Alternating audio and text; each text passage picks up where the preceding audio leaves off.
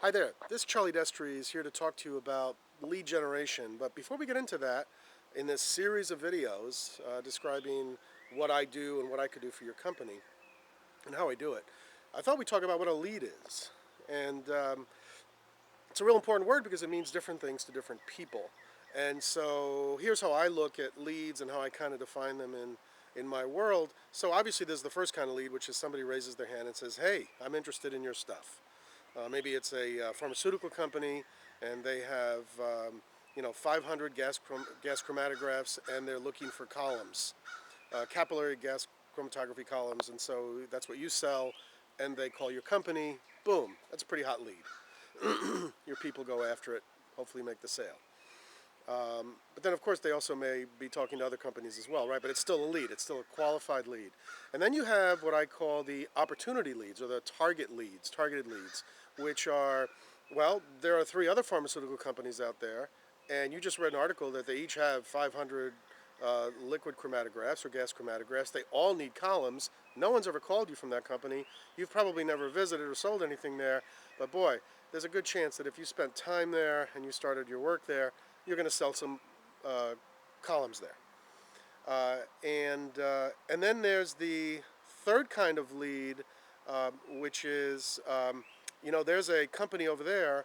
I don't know anything about them except they're in my marketplace. Chances are they have chromatographic equipment. I sell columns. You know what? I'm going to take a gander and find out more about them. And so that's the greater marketplace. So leads are all over the place if you know where to look for them, but the question is, how do you get them? How do you get that person to contact you and turn that into business? And so there are really several ways to do that, and the next 2 videos will kind of get into things in detail.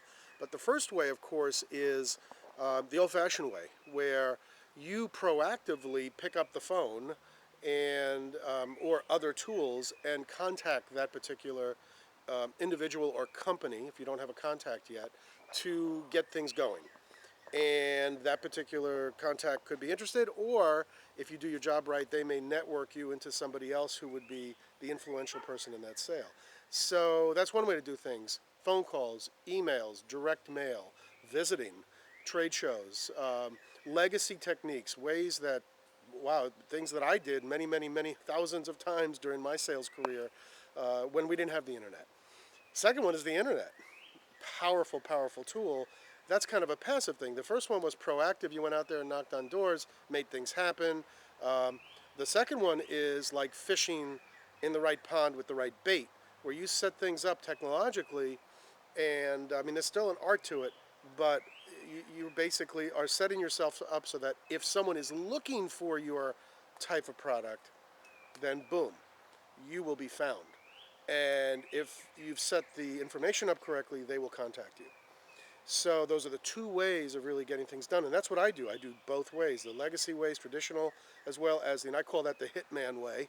You give me a target company and I'll go in there and make sure I get the person for you, the contact. Or the passive way, which is go out there and make sure that you can be found, which is just as powerful.